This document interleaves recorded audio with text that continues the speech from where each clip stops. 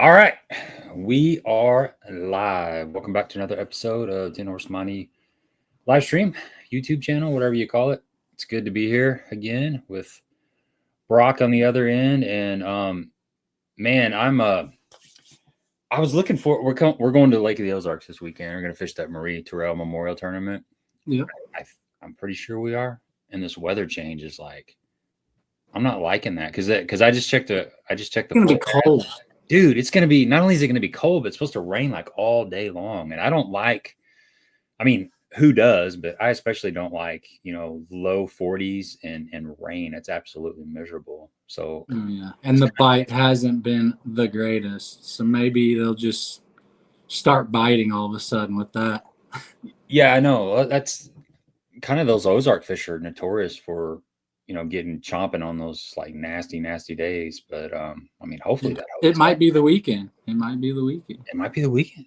I hope so. So yeah, quick announcement before we get going. We're going to be doing 2 giveaways today. I'm super excited about I always like to do 2 giveaways. We do the $25 Baitworks giveaway every week, but we've also got a nice prize pack from Motion Fishing. We're going to be giving away 10 football jigs. So that's super cool. So keep your ears peeled for that. I'll make an announcement about midstream and we'll bust out those giveaways and make all the viewers at home happy. They get a little swag, a little merch, and everybody has a good Thanksgiving week and all that. And happy Thanksgiving, Brock, by the way, early. You as well. So how's it feel to be a Bassmaster Elite qualifier? Don't even know yet. Overwhelming. I got a lot of stuff to do in the next couple months to get prepared to actually go out there and really compete. I was like sigh of relief that I made it, but then I'm like, okay, now I actually have to fish. Like this is whenever I need to catch them. Now that I made it, now it's the hard work. Yeah. So what is involved in that? Like, you got a title sponsor, you got to get your monies in line. What's the next step for all that? Yeah, I've been emailing around and stuff, just trying to see if anybody wants to jump on board. I haven't really had any like rods or reels or anything like sponsor wise. So now it's kind of pushing me to do that now that I made it. It's like, oh, kind of lights the fire underneath me to be, kind of try to go after some companies. I have no idea what I'm doing, but I just shoot it out there and just try to be me. Yeah, man, I was like, so I was watching that last herb on Okeechobee, and if I remember right, see the thing I don't like is I don't think you can go back and like see the day 1 and the day 2 weights or whatever. They show like the whole results. But I remember you were, I don't know, it was like I thought maybe you weren't going to make it. It just didn't feel like you were going to make it. And then No. And you rolled out too, didn't you? After on day 3, I did. I thought there was no way, for sure. But there's a couple things that went my way. I don't even know how. I mean, on the last day or on the second day, after bringing in 4 fish, I was like, it's over. I'm like, I'm an idiot. I should have thrown a little Cinco or something behind my frog, but I was hard headed. I said, I'm either making it with the frog or I'm going home. And I thought I was going home. I went home. You was going home. You did go Yeah. home. That's crazy, man. Yeah, I was stoked when I saw the results. But they weren't biting. Like, that lake was fishing terrible. A lot of those guys caught them in the canals, which, looking back on it, I wish I would have practiced the day in the canals. But me and Brad were hard-headed, and we're like, we're fishing the lake. We came here to fish the lake. That's where you catch a giant bag, and that's where you have a chance at a giant bag. But I guess now you can catch a giant bag in the canals. I mean, they were throwing spoons and stuff. So I was like, I would have never guessed that.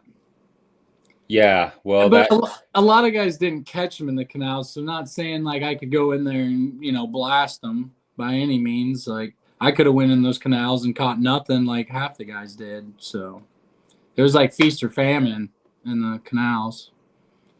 Yeah, and it's not like the canals are a small river or a small creek in the back of a cove. It's like Right.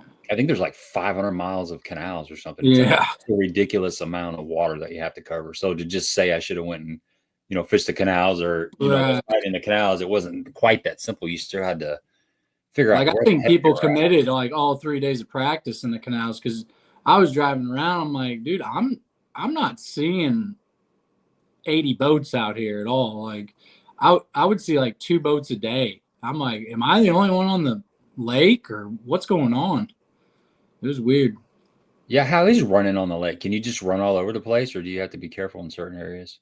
You can, but see, they talked about rocks being out there, and I'm like, man, I didn't really. I mean, I ran all over the place and never hit any rocks, and then I figured out how you hit rocks. It's whenever you're setting down in like 2 foot of water.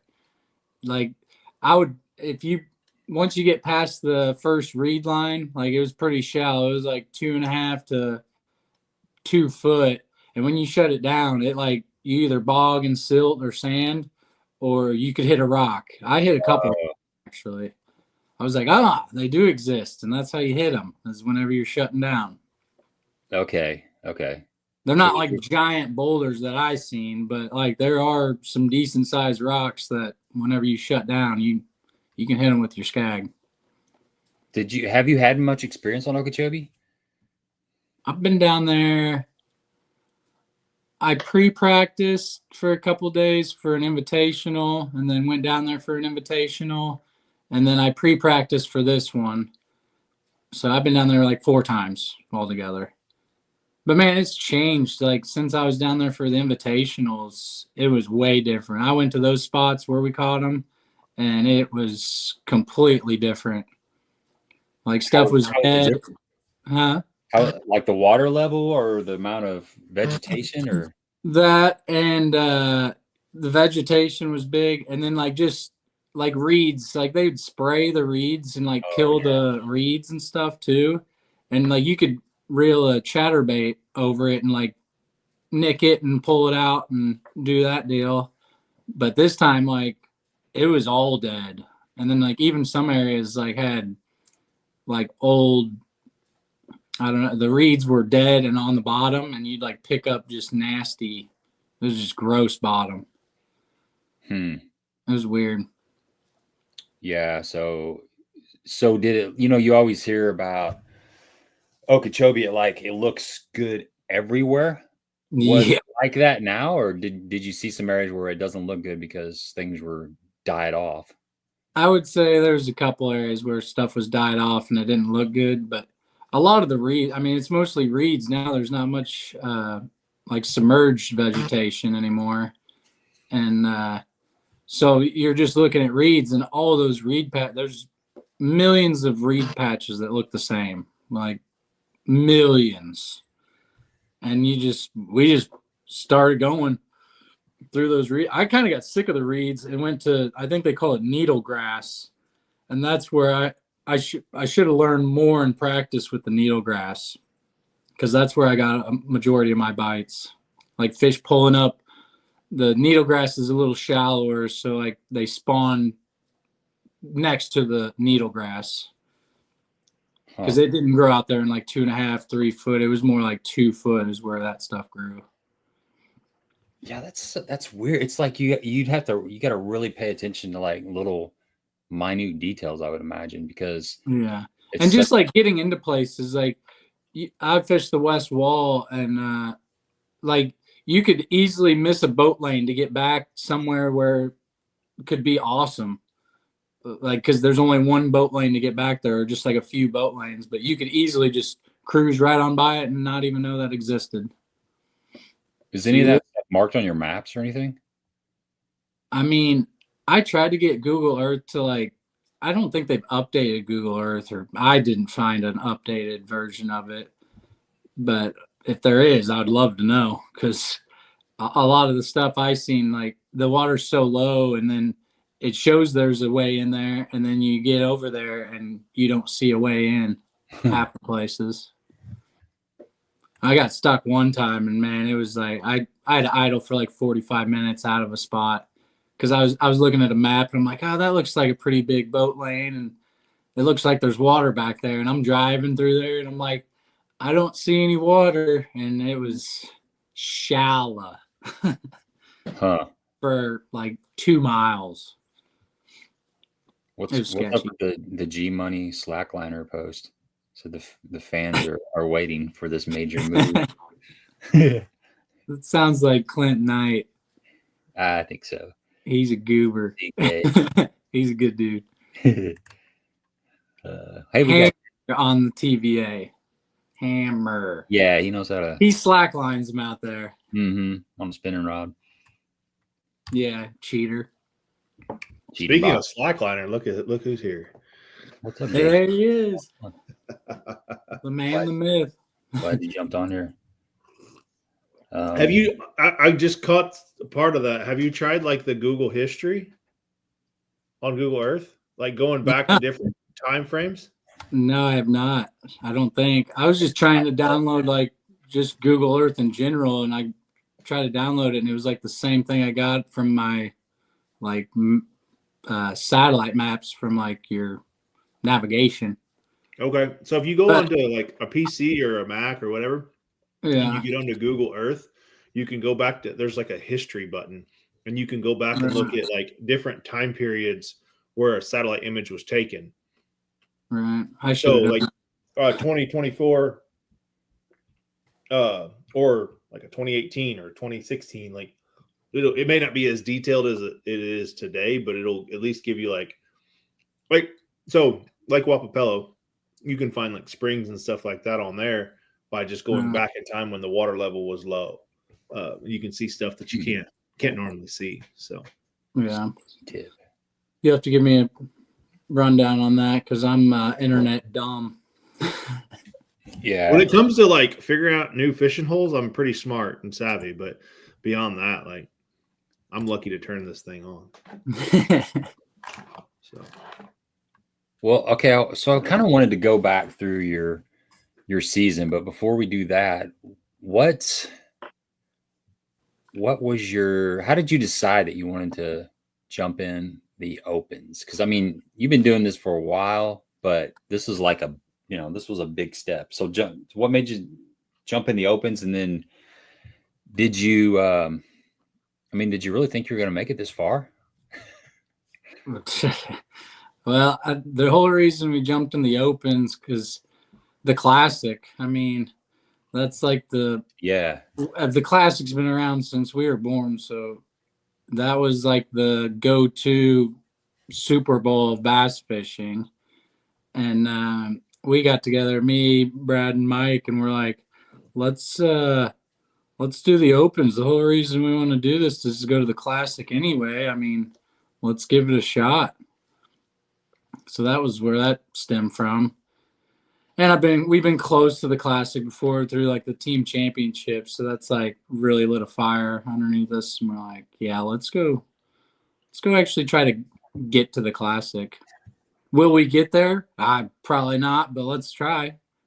Yeah. It's fun. It's a good adventure. You're making memories and stuff. Is Bradley jealous? I think he's happy with it.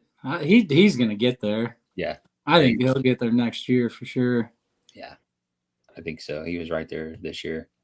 Yeah, he just had a couple stumbles, but I mean, we all have stumbles. It's hard not to stumble on a couple tournaments. Yeah, the competition is just insane. I was just kind of, before we jumped on here, I was going back and kind of looking at some of the tournaments and all the names and even the names that a person doesn't recognize, they're really quality fishermen. So to, just to perform and do good is, you got to be, like you said, there's no room for error. You can't really stumble or you're going to be. No, you got to be consistent. Yeah. You have to be. Let's go back. Let's start at the first tournament of the year. And I kind of want to get your thoughts going into the tournament and your history, if there is any. So the first one was on Sam Rayburn. Do you have any history on Sam Rayburn? And then what's your thought process going into to lakes as far as practicing and things like that? That one, I was way too dedicated of just going out there and thinking I can catch them in the open water. I'd regret 100% just going out there in the middle of the open water and just throwing at dots, because I never caught a big one. I just caught a bunch of 2-pounders in that derby. And I think that was a one-day shootout too. Like there was no chance to come back in that one.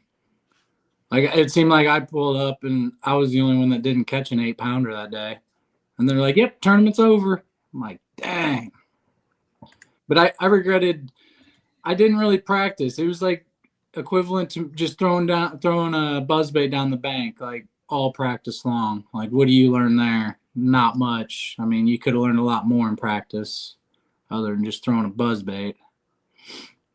I regretted not like looking at hard spots and throwing a deep diving crankbait and actually looking for drops and stuff rather than just going open water fishing. That's what I learned on that lake for sure. Gelling a camera though. He had a really good. Yeah, he had a 9-pounder. Dang. He smoked him. That goes a long way. He said he lost a 7 too, which I mean he would have killed it. Yeah. Harlan had an 8-pounder, I think, that tournament. Little old me, I'm good for all the 2-pounders. Yeah, you got to scroll down there a little bit to find you. Yeah, I think it was 100. That was a good start. That's a good start. That really lit fire. Hey, you tied with Penger. Yeah. What was that, 12 pounds? Yeah, 12. Ooh, not bad. Heavy 12. Yeah, high 12. Exactly. Yeah, that was not – I learned a valuable lesson on that one. But a one-day shootout, it's like not ideal. You don't have time to recover. I mean, No. Chris Miller catches 28 pounds and you're at 12. Right. What can you do? It's just the way it is. So in that one, when did they announce that it was going to be a one-day shootout? Was that like when you fished that day? Did you know it was going to be a one-dayer, or was it? Did you fish that day and then a wind? Yeah, the wind deal. We kind of knew. We kind of knew that it was gonna, because the forecast said it was gonna blow 35 miles an hour. Right. So we had a feeling it could be, but we woke up that day and it was just gassing, and we're like, yeah, we ain't going. I think I want to say that was the one that we all put in and then they canceled it. And then the next day was even worse, so they weren't going to have it then either. So you fished one day and then had 2 blowout days? Yeah, I'm pretty sure that's how it went. So you didn't even know, like, going into day – I mean, you had probably an idea, but going into day 2, you fish day 1, you catch 12 pounds, you're like, crap, I'm in a hole, need to make up for something. And then do some adjustments. Yeah, sure. and then all the adjustments that you could have made are trashed, right? Out the window. Yeah, that one. That wasn't That fun. wasn't the only one that got shortened this year, was it? Yeah, it was the North Fork was the next one. Yeah. My 2 worst tournaments were one-dayers. And usually I start off good too. That was the thing. I'm like, man, these one-dayers should be good for me, but they were not. So then Kentucky Lake. Yeah, was that the second one? That was the second one, Kentucky Lake. Okay, that was North Fork was. March 6th through 8th. I actually just watched a little bit of that the other night. It was amazing how many of the guys that finished high were within sight of the Paris Bridge. You can kind of see all that in the background. I was up that way. Were you? I went a little down from there, but I definitely thought the bite was better up there than it was down. So you had a really solid finish, 14th place. Talk about that going into that tournament. How did your practice go, and then what did you figure out? Because you obviously figured something out to finish 14th. Yeah, I had I found a lot of nothing, but I found like 2 areas that had some drops in that one, and those 2 areas really saved me. I had one area with a couple stumps on it that bailed me out on day 2, but on day 1 I caught them all in like one little area, all smallmouth. And then I went there the next day, and they're all little largemouth. I Huh. don't even know how that's possible, but Was that like a pre-spawn deal? You think Yeah, they're shaping up? Kind of? yeah, they were all pre-spawn during that, Okay. but they were still pushing up. I mean, you could catch them on top of the bars and shoals or whatever you want to call them. What were some of your baits that you're using to catch those fish? I think I was using a rock crawler, a chatterbait, and then the primary one was a sonar minnow. Okay. On a just a jig head. I think I was using like an 1/8 ounce, 1/8 or a quarter, depending on like if I was fishing off the drop, I would fish a quarter, and then up on top, I'd fish an 1/8. Yeah, there was a lot of minnow shaking going on when I was watching that playback. I know pretty good minnow lake. Yeah, Oki, I guess that's how he won. He was shaking the minnow. Ethan, same thing. I don't know what Robertson was doing. I didn't see any footage of him. He's probably throwing a big old swim bait. Yeah, that's kind of what I was thinking. Clint's probably shaking, and Jordan was. So yeah, that lake just sets up good for the jig head minnow deal. Yeah, and a lot of those, like a lot of fish on Kentucky, I don't even see before I catch them. Like they just kind of jump up out of nowhere. Like I cast it up there like it's a chatterbait and just work it back, even shaking the minnow. They're just sitting real tight to the bottom. Some of them, yeah. Yeah, you can't be afraid to just throw over there and see what pops up. Huh. Technology. Yeah. Yeah, you're like me. And he's back. I'm telling you. Give me a second to get a snack, though. Yeah, that's cool. Move on to the next one. Let's see here. That was the Norfolk one, which was a 1-day. Yeah, that was that. Okay, that was a flood condition, wasn't it? Or was that Yeah. wind? That's probably the most flooded I've ever seen a lake become in 3 days.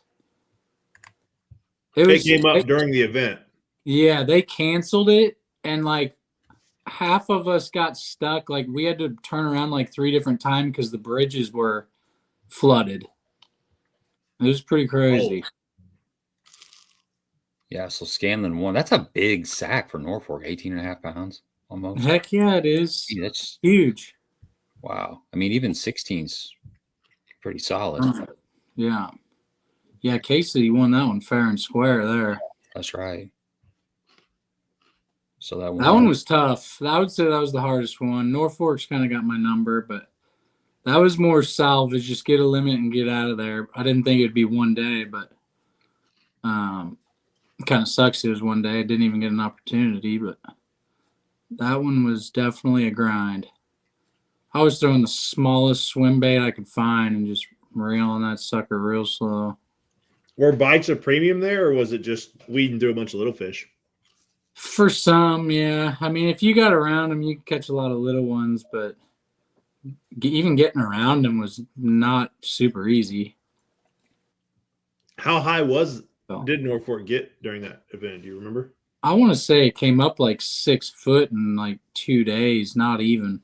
Okay. I remember we woke up, or I think they canceled it, and we woke up and went over the bridge, and dude, every little runoff looked like a giant waterfall. It was crazy how much water was coming into that lake. Like it was getting blown out. I went up the river, or one of the rivers. I don't even know what they're called, but on like the big side of it. And I went up there on the first day of the tournament, and dude, chocolate milk was just flowing in there. And I'm like, yeah, this ain't it. I stayed there for like 15 minutes, and I'm like, I'm out of here. How did it look down by the dam? It looked fine there. It hadn't made its way down. Yeah, I would say, I mean, quarter way up the river was where it's stopped. So what's too muddy for Brock then? This was like you could see an inch down. Like it was Nesquik. Is that too muddy? I would say, especially with it coming in, you got debris floating everywhere. Fair. Fair. I ain't into that. Maybe if it's like settled down mud, but it was coming in bad. What was the date of that tournament, Gabe? That was, let's see here. That was April 3rd through the 5th. So not super cold muddy water, but cool muddy water. Yeah, it was still cool. And Yeah. rising. April, man, it was definitely in the 50s. Had to have been. That's what I was thinking. Had to have Yeah, been like mid 50s, I think. Hmm. It wasn't warm, I know that. Because we were bundled up still. Which, like around here, I don't mind a little dirty water in April. But if it's rising and flowing mud, that's I mean, we're talking chocolate milk, dude. Yeah. This wasn't just mud. This was like you could chew it.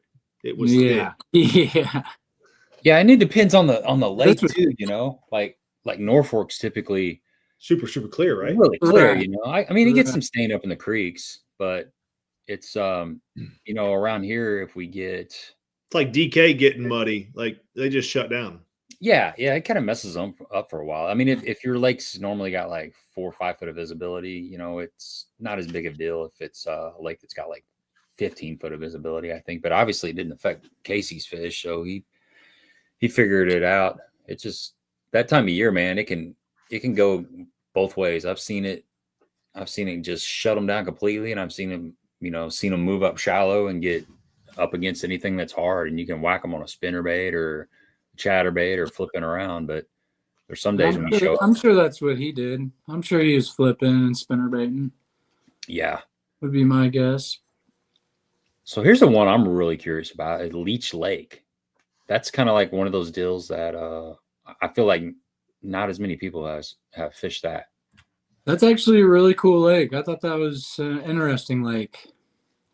I feel like once that place sees pressure, it doesn't fish as good. But if you're the only one out there, I'm sure you could have a heck of a day out there smallmouth bass fishing.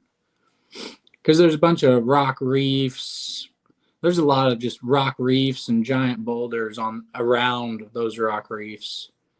It was a pretty interesting place. So But how they're did you pretty attack educated. that? What was your mindset going into that tournament for practice? I mean, what were you looking for?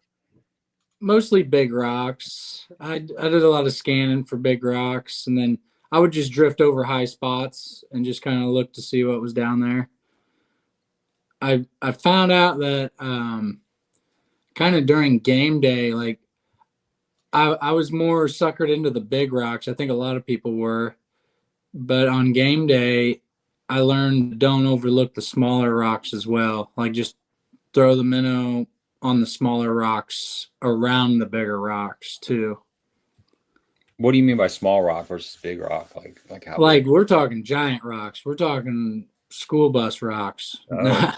No, they're not that big, but they're like half. There's some half cars out there, boulders. But How I'm deep are these? talking like more, I don't know, like basketball rock rather than your like table, like dinner table rocks. How isolated are these rocks that you're talking about? Are you talking about like a basketball that's in a sand flat, or is it like a dozen of them? Yeah, it depends. I mean, these like I call them rock reefs. So like in the middle, you'll have a bunch of rocks. Some of them, they're all different. Some of them have a bunch of giant rocks on them. Some of them have just scattered big rocks with like chunk rock in between. But then you get around the outskirts of them, and then it's like slowly transitions to sand.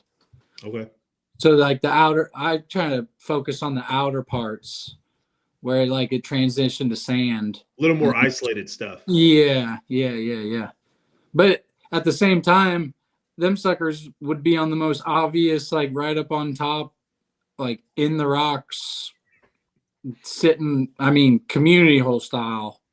And you can still catch them doing that. Stevie Wonder could find these fish. Is that what you're telling me? Yeah. It was just getting them to react. They're pretty smart. I got you. Just make multiple casts. Big O Fish says, congratulations, great accomplishment. I'd like Brock to talk about how many days on the water he's spent in the last 10 years. Talk about like on the water experience. That's one of the questions I had for later on. But yeah, how important is the on the water experience, and just dive into a little bit of that, what you learn and what you don't, that kind of thing. It's a huge deal. Time on water. I mean, everybody says that, but it's definitely a thing. The more hours you got reading the water, the better you're going to be. Last 10 years, I've spent a lot of time on the water. I mean, a lot. I've spent so much time on the water around here that I don't even really like practicing out here anymore, because I feel like I know every single rock and stomp out here. Yeah, well, it's so people do say time on the water, but just because you go out on the water and spend time doesn't necessarily mean you're going to become an Elite Series pro. It's got to be. It's not quite that simple. What separates somebody that just goes out and spends some time on the water on the weekends versus somebody that's actually going out on the water with intention or purpose, or they're trying to learn things. I think we've all been fishing for quite a while, but I think there's something to what you're going out there seeking, how committed you are. And I mean, when you go out on the water, how are you breaking stuff down? And you're not just out there like having fun, you're casting there. I got a feeling you're like focused on figuring something out for the future and for the moment. Right. A lot of it, I mean, a lot of what I've learned is if you catch a bass, typically there's more that live in that little area than you would ever think. Like, back in the day, like whenever I was young, you'd run down the bank and you'd catch one, and then you'd be like, all right, that's the only one there and just keep moving. Now, if I catch a fish, I'm like die hard, like, all right, there's another one around here. Let's try to figure out this area and see how many fish are actually here, rather than just keep it moving. Because I used to do that all the time. Just, catch one, liar fish, just keep going. I thought there would just be one fish every 2 miles, But once you understand, like, they group up, they might not group up, but there's fish in the area. You got to throw everything you can to get another bite in there. And different rods is huge. Like, throw your worm in there, go back through it, throw a crankbait through there. There's one there, there's got to be another one. Downsize, Cinco, if you go through there with a jig, all right, next time I'll go up through it with a drop shot. Chances are you're going to pick another one up. Yeah, I see that a lot. That's one of the things that live coverage has shown us is like your Drew Gill. Like, look at him. Like, that guy doesn't run around. Like, he gets in an area where he knows there's fish, and he fishes for those fish. He sees a lot of them, but even if you can't see them, like, if you catch one, there's more around that general area, whether that area is 5 football fields or just a little hard spot, Almost fishing an area like you're fishing a farm pond. Like, just exactly everything in that that's area. kind of how I approach it. Like, act like it's your own little pond. You caught one there. Now let's figure out this little pond here. Yeah, exactly. Don't just go run 10 miles and then say, all right, let's figure it out again. Then that one fish meant nothing to you, so you're never going to go back there and actually, like, study that area. Well, and 10 miles on a river system, or even just a reservoir, like, watercolor could change, temperature could change. Like, that not all lakes are cut the same. They're not all Lake of the Ozarks. If you caught them off of the first 3 docks in every cove, like, you can go run that all day long all over the lake. Not every lake is super patternable like that. So you can definitely learn a lot. And I always say that there's winning fish everywhere, right? You just got to figure them out. there's a group of 5-pounders that inhabit 4 acres of the lake that could potentially win you the tournament. That are always fighting somewhere. Yeah. Yeah. So that's good to know. That you'll, like what Drew Gill says, just to piggyback off what you said there. He's always talking about finding an area that has the highest concentration of bass, and then then trying to figure out how to trick those fish into biting. And that's why you see a lot of these guys on live, they're fishing one area for a long time. Yeah, because they've eliminated a bunch of different areas, and this is like the best thing that they found. Yeah, you didn't see their practice, how 10 miles that way and the other 5 miles that way, they didn't catch anything in practice. That's why they're hunkered down in that little zone, you know? Yeah. So you typically, when you find an area that you feel is conducive to a population of fish, you're gonna go through it multiple times, switching up techniques and baits and approaches and that kind of stuff before you ride it off. Do you have like I mean, this is kind of a general question, but do you have a time period that you limit yourself to, like in between bites, or when do you throw in the towel on an area, or when do you decide to stay? Is it just a gut feeling, or what? That's the hard part. That is the hard part. I mean, I definitely try to give myself like a time frame, like, hey, I'm going to give this an hour and a half. If nothing's happening, I got to get out. You don't have to write it off, but you can go somewhere and just try to catch a couple and then come back to it later, and maybe you can figure more out on it, or they pull up and start biting on it. Yeah. Like I did that at Wheeler Lake. I started on the flats, and I'm like, man, I feel like I just can't get 5. Like, it would take me all day to catch 5. Let me go run up the Elk River, get my 5 with a chatterbait, and then run back down. And then I'm like confident. I'm like, I at least got 5. Now I can slow down and actually fish the flats and upgrade. Mm-hmm. And I mean, if I would have just stayed on the flats the whole time, I probably would have kind of got spun out, because like it would have been like 1 fish and then wait a while, 2 fish. And then I'd be like, oh no, I'm not going to catch 5. Yeah.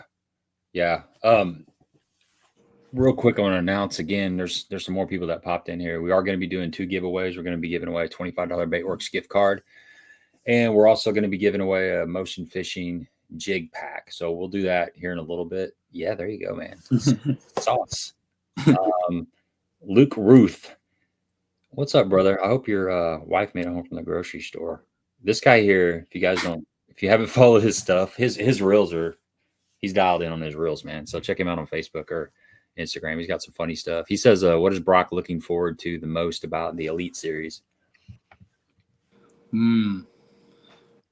I would say just traveling, fishing the newer lakes, like Tom Bigby. That'd be cool. Arkansas River, that's something new.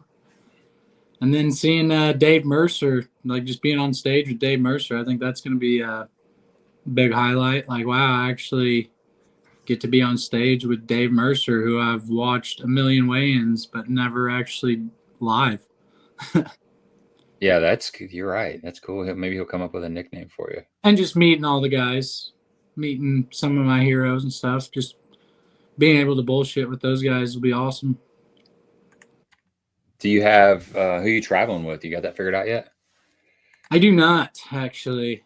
I was going to probably get a hold of a couple of the guys that have this year's rookie class, I guess. Like I was going to get a hold of maybe Pake South, and then I know Aaron. I don't know how to pronounce his last name, but I know Aaron. I think he finished like 3rd. So I was going to get a hold of him. Yeah. Jadefield, maybe? Jadefield? Yeah. I think that's it. Well, it'll all work out like it's supposed to. It always does. Yeah. Or I'm just going to travel by myself. Just wing it. Yeah. Sleep in the back of the truck and just... I've done that before. I ain't scared to do that. Pull up to a campground and be like, yep, this is home. Back of the Tahoe. I don't need much. Just a plug-in would be nice. Yeah. Heck, I pulled up to an Ace Hardware one time, just plugged in for the night. What's the okay? So let's go down that road. What's the sketchiest place you've stayed in this journey? Oh man, there's a couple of them. I think everywhere has a sketchy place. It's just if you're around it or not. Or if you We got a live lot of rods. We got a lot of rods stolen from La Crosse. I don't feel like that was sketchy though. like you personally did, or Yeah, we got like me and Brad got like 30 rods stolen there. holy cow! But I feel like that wasn't even sketchy. That was just us being dumb and leaving our rods out. I got you. But Like on the deck of the boat, I guess. yeah, that was pretty dumb. Yeah, that was pretty dumb. Sketchiest place, Detroit, the Detroit River. I would say that's not the nicest place. Right there by I mean, you're going through the 8 Mile and stuff. Oh yeah, There at the Detroit River. Eminem's turf. Yeah, Eminem's turf. I would say that's pretty bad. Yeah, I'd be worried about that stuff at times.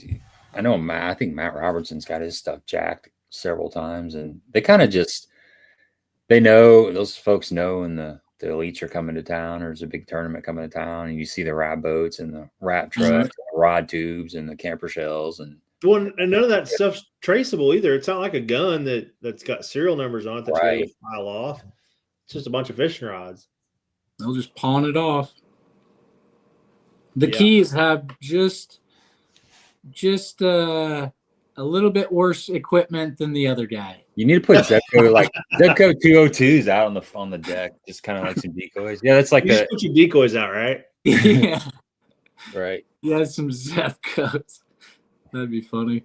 You're like, this guy sucks, man. I'm going to the next. Some guy. fake graphs, some cardboard graphs, some 5-inch like black and white graphs. In those sketchy areas, you leave all your graphs and everything on the boat.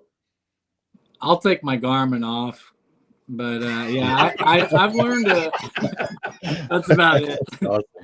They can have the side imaging and the waypoints. As long as I don't lose the front looker. Yeah. That would actually be a great title for this live stream. I'll take my Garmin off. It depends where we're at this year. I mean, if it's a no live scope, then I'll definitely take my console graph off. Yeah. Because I'll need my side imaging. Yeah. How do you feel about that, man? That's going to be like a change, the one on, the one off type of deal. Right. I've never actually just took I've went fishing without my live scope, but I've never not had it on there. So that'll be different. Yeah. Even when you're not focused on it, you still have it there, right? Huh? Even when you're not focused on it, like I know, like if we're fishing mats or something like that, I still have it on. And I'm still looking around, even if I'm throwing a frog or punching. Oh yeah, I still like peel off to the side, just kind of look around, and then I just use it for depth. Even like at Okeechobee, I was throwing a frog the whole time, and I didn't need it, but I still wanted to know the depth. I was like, I still need it just to know, just to feel like I'm scoping. Right, because it's the thing to do. All the kids, all the cool kids are doing it. Right. I at least have to have it on. Now I'll be 2D'ing. I'll be 2D'ing in those. I got to at least know depth. I feel like depth's important for some reason. So do you run a 2D transducer now? No. You just run your live scope? Yeah. Okay. I mean, you can see depth on there. Oh, absolutely. I still run 2D transducer. I run 2D at my console. I'll run side imaging, 2D, and then mapping. I got you. Darius says he's been going to Detroit 3 to 4 times a year in the last 20 years, never had any problems up there. Knock on wood. Darius, did you leave your rods out on the deck of your boat then? Yeah. I'm just saying there's a sketch. Like I actually slept at a boat ramp there, like in the Detroit River, and that was the most like spooked out I've been. Not saying anything will happen. But wait, hold on. What? I'm sorry. My son was going. What did you say you did? I slept at the boat ramp. Oh, I thought you said you. I You're- heard only half of it. I thought you said that you slept on the front deck of your boat at the boat ramp. No, God, no. Like, ooh, No. put your rod strap over you just so you don't fall out. The mosquitoes would have ate me alive. Oh yeah, for real. So what do you do to protect your boat? You got like locker bar and all that stuff, or Nah, I'll just lock the lock the locks the up? little locks. I feel like we're putting a target on Brock's back. We Like, are. we're Yeah, not- Making now- sure he doesn't leave the rod. It's gonna be your fault, JB. What's that? It's gonna be your fault if his stuff gets ripped off. I'll take blame on it. Yeah, it's weird. Yeah, I got it. Been doing this long enough, but it's still like bad. Where am I at? I'm on the bottom on mine. You guys are. Gabe, Yeah. you're here. Yeah, you're on the bottom here. Where you belong, you can stay the down there. bottom. But That's right. you That's can't right. catch a bass. When you come in late, you get to sit on the bottom. Yeah, Yeah. yeah, you're in timeout. You're nobody.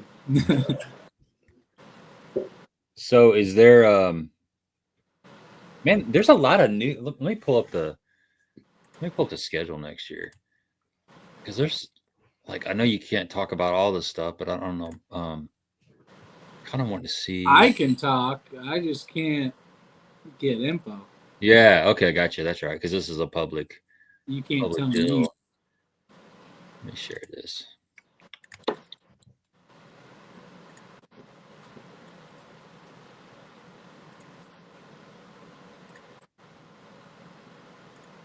Yeah.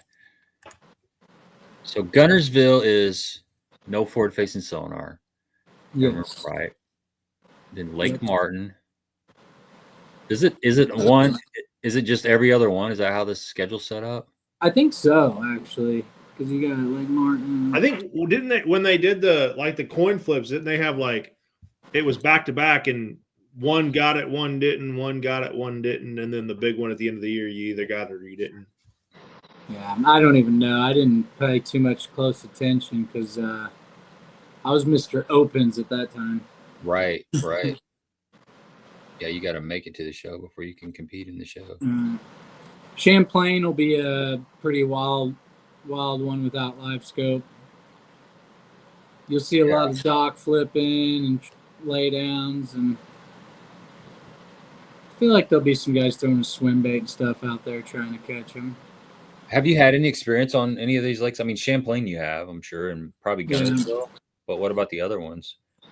No. I've never been to Sandy Cooper, Lake Martin. I've been to St. Lawrence and Champlain. Are you able to go pre-practice at all? I want to go pre-practice Arkansas River just so I don't tear anything up. That's my biggest thing. And maybe I don't even know, the one that starts with a P, Tank or whatever. Yeah. I'm terrible. Pasquotank. Yeah. Pasquotank River. I hear that's a big one. Yeah, that's going to be fun. That's a pretty diverse schedule for sure. Where is that Pasquotank at? That is in North Carolina. Yeah, North Carolina. Huh. Does that go out into the ocean then? Yeah, I think the ocean's off limits for us this year, though. Because they actually did last year. They ran the ocean, like Logan Parks and them. They actually ran through the ocean to get where they were going. Wow. Didn't years ago? Didn't they do that like on the? Oh, was it like somewhere down south in like Louisiana? They ran Red River. Well, that's what I was thinking. It was the Red River. I've heard of them. Definitely back like in the day. run through the Gulf of Mexico for like 70 miles. Yeah. Which, that sounds like a nightmare of a ride. That sounds awful. Yeah, I'm a fan of them, the big playing fields, but then like you think about running and you're just like, that's not intriguing. It's so stressful. I mean, you got let's say you got 8 hours to fish. You run for I remember watching I can't remember which tournament it was. It might have been the Red River where Skeet Reese ran like 2 hours and 15 minutes one way, and then he had to, he had a very limited amount of time because he had to fuel up, and he had to basically catch his fish in like an hour and a half or something. And I mean, you got to be super ultra dialed in because if something goes a little bit sideways, you really don't have any time to pivot and to relocate the fish and to figure it out. You just I mean, you can crash and burn. So you got to make sure you know what you're going to, or it's not going to work out good for you. Yeah, I mean, I think about that though. Like what you just said, even if it double that, even if you got 2 hours to fish, and you have to put a tournament limit together in 2 hours, I don't know if I can do that. Like under that pressure too. You got to be on them. You got to have a good spot. And know that you're going to do that just think, 4 days in a row. What if it's all you got? You know, you practice for 3 days. I mean, you only get 3 days, and it's literally all you got. I mean, you have to go do it. I guess. I'm not a. I was going to ask you that question. Are you a big fan of long runs? Because I'm not. Like, no, I'm not a big fan. But if that's all I found, I mean, I'm going to go do it. Right. You got to. Not afraid of an 80-mile run. No. Yeah, you get used to that stuff. Like St. Lawrence, you can run hour and 30 minutes from end to end. Right. And now this year the lake's in place, and that's going to get my head spinning. You can run 2 hours if you want. I think an hour of that may be just hitting big ones. Yeah. Yeah. They had a boundary for the St. Lawrence, and it's like in the middle of Ontario. I'm like, that's like a 3-hour drive. You literally have an hour to fish. Probably in perfect conditions though, too, right? Like, yeah, that's what I'm saying. I mean, you get waves, you're going to be out there hitting waves for an hour to go 10 miles. Right. Hey, JB, I think you're getting like some static on your end. Might be me. My freaking AC's on. Oh, is that what it is? Okay. AC. No, the heat. I tried to turn it off. Oh, it's all good. I didn't know if it was interference like from the. Is it coming from mine or his? I don't know. Here, I'll mute mine. No. It's got to be me. Is it? There, I'm back. Yeah. Is it Brock? Yes, Brock. The troublemaker, Brock. It should shut off. I turned it down. Yeah, it didn't. That's no big deal, really. I was just wondering where it was coming from because all of a sudden it just kind of appeared. And I'm like, we got some kind of. You got that great sound system because I can't hear it. So, yeah. That or I'm deaf. One of the two. Just got on my little cell phone. Got a couple questions on here.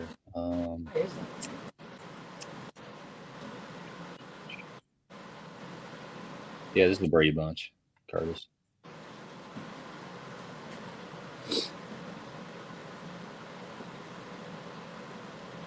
Okay, let's get into some of these questions here.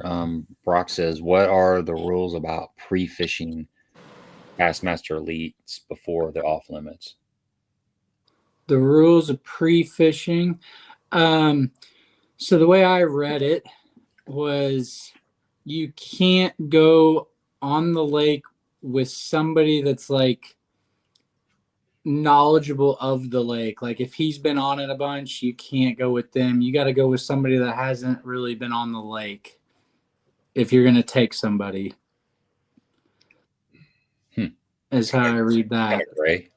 Kind of. It is kind of gray. I need to read it again. I've only read it once. I literally stared at it for 2 hours the other night. Right. But it's like somebody that hasn't been on the lake. You can go with them. Like I can take my dad since, okay, we both haven't been on this lake. I can take him, and there's no issue. Right. That's no guides. As long as you're not getting dots or waypoints and stuff like that. That's for pre-practice though, right? Yeah. Not for pre-fishing the tournament, not your official practice days, right? Official practice, I got to be by myself. Right. And no info at all, basically, except for other competitors. The pre-fishing deal was different, though. Like, you can't go out there with a guide. They're trying to make it to where you can't go out there with a guide. As soon as the schedule's out, you can't. They're basically making it like the obvious stuff. No waypoints, can't get guides. Now, did that include the for you guys in the opens that had not qualified at that point? Did that once they dropped that schedule, did those rules apply to you as well? Champlain, it did. Okay. Like because Champlain was on the elite schedule, we fished there, and we weren't. After we fished that, we weren't allowed to talk about Champlain just in case we made the elites. Okay. To keep it fair for the elite guys that fished it and everything. I got you. Yeah. They're making, I don't know if they're voting on it and stuff, but they're trying to change or at least modify the whole no info through when the schedule comes out and just kind of keep it to like the 28 days. But they're actually in the process of that right now, I believe. Well, it's so hard to police all of that. Like, yeah, which I think in the long run, I think it is just going to be the 28 days is whenever you can't get info. But then they're going to have, when the schedule comes out, you can't get like the obvious stuff, like the obvious advantage, like getting waypoints from your buddy that basically owns the lake, you know, and then like guides and stuff like that. It'll be like no brainer what you can't do. Well, I mean, back in the day, that's how it was, right? Like whoever had the deepest pockets bought the best spots. Like right. And I'm glad. I mean, that's what I want to see. I just want to see the general, like when the schedule comes out, just the general obvious competitive advantage be illegal, but all the other info, like who cares if you want to talk to somebody about the lake, you know, and just in general and just have a fun conversation. Right. Yeah, and there's guys that they make a big part of their income could be on one of the lakes that they tournament on, or you know, I mean that's like having it at Gunnersville and you got Jordan Lee and all those guys living there. Like that's they can't even talk about their home lake while they're having coffee at the gas station or whatever. That kind of sucks in a way. I remember inadvertently conversations too, right? Because you're an Elite Series guy, and everybody wants to come up and talk to you because you got a sparkly wrapped boat, like yeah, you're a gunner. No, I can't talk about anything. It's like I would like to talk about a little something with them, just to be friendly with them. You don't want to be a dick and be like, no, I can't. I'm too cool, like no. I'm an Elite Series angler. I can't talk about that. Like no. Yeah, and some of that stuff, like it's like somebody telling you they're around docks at Lake of the Ozarks or something, or they're in grass at Lake. Right. That's not there's no advantage there. It's like right. That's public knowledge in my book. Yeah, I like the 28 days thing. I think that's good. You gotta lay down some like a couple of hard rules, like purchasing waypoints, maybe no fishing with a guide. But general information, just so what? Yes, that's not that big a deal. I remember when Jake Lawrence was fishing, the BPT was on Kentucky Lake, and he lives on Kentucky Lake, and he had to like stay away from Kentucky Lake. It's like he can see Kentucky miserable, man. House, like it's right. It's literally like 100 yards from his house. Yeah. He just wakes up and cries every morning, like can't even. He's got black curtains because he can't even look. Mess up. Shirt that says "Don't talk to me." Right. Yeah, if he sees somebody fishing, he could gain some kind of competitive advantage. That's what you guys need every stop of the Elite Series tour is just when you're not in the tournament, you're out to dinner. Don't talk to me. Yeah. Yeah. It's a big Flava Flav, necklace that says "Don't talk to me." Just like too cool for school. Bobby's got a question. Besides all of them, which angler is Brock most excited for an opportunity to beat? Oh, all of them. All of them. All of them. Yeah, that's a feather in the cap, regardless. Yeah, I would say a lot of them. It'd be an honor to beat any of them guys, to be honest with you. Is there any of them that you look up to that have been kind of scores? One. I mean, it's hard not to say like a Jason Christie or John Cox. I really like beating them. Yeah. Who else would be a good one? The Johnstons. I would love to. Yeah, I can't wait to beat them. That'd be awesome. If I could beat them, I'm like, I'm on cloud 9. Yeah, you got a good shot of being an angler a year if you can keep beating them. Right. That means I'm doing something right. Let's see here. Yeah, the Johnston boys. Yeah, if you can beat them, you're doing something. No doubt, man. Who's the ones that you look up to? Like, who's your? We all have like that dude on the Elite Series, right? Like, Right. I think who's your Jason dude? Christie's always kind of like, even 10 years ago, I've always looked up to him. John Cox, I like him just because he's Mr. Smiles. He's always giggling. Every time he's reeling in a fish, he's just laughing about it. It's great. Yeah, it's funny how him and Keith Carson. I know they're like homies and stuff, and they grew up together. But the Major League Fishing Team Series that was just on, Carson was talking, and it sounds just like John Cox is talking. If you weren't looking, it's like their voices and their inflections and stuff are so similar. But yeah, I like Cox a lot. Carson's a good dude too. He is, yeah. They're both good dudes. They kicked our butt at Ozarks too, so that mad respect for them. Yeah, they went first and second on that. Yeah, I mean, kicked our butts with the wacky worm. Unreal. Oh, General's getting done. Yeah. I went and bought 10 packs after that. I got to figure this out. Yeah, because I talked to Keith while he was sitting in the boat at the weigh-in. He was sitting right next to the stage while John won. He was watching the weigh-in. He's like, yeah, you need to be throwing a 5-inch General. And I'm like, okay. Yeah. They're like the cooks, man. If it's a spawning deal, I mean, you're cooked. Exactly. That's crazy. Let's give away a motion fishing jig pack here. Let me share this screen. Let's see. Let's remove that.